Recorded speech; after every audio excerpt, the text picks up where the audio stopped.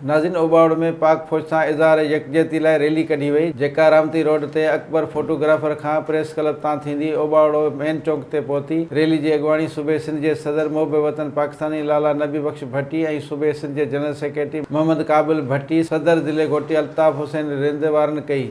Rally खे main चौक ते ख़िताब कंदे अॻुवाणनि चयो त हीअ रैली असांजे मर्कज़ी चेयरमैन जे हुकुम जी पासदारी कंदे पाक फ़ौज सां इज़हार यकजहती ऐं पैगाम पाकिस्तान लाइ कढी वई आहे। पाकिस्तान जे अवाम खे गुमराह करे खेनि पाक फ़ौज ऐं इंटेलिजेंस एजेंसियुनि जे ख़िलाफ़ बीहणु चाहिनि था ऐं पाकिस्तानी अवाम खे पंहिंजे पाक फ़ौज सां विढ़णु चाहिनि था, पर इहा मुल्क दुश्मन जी चाल आहे, कॾहिं बि कामयाबु न थींदी। पाकिस्तान खे तबाह करण वारा पाण तबाह थी वेंदा।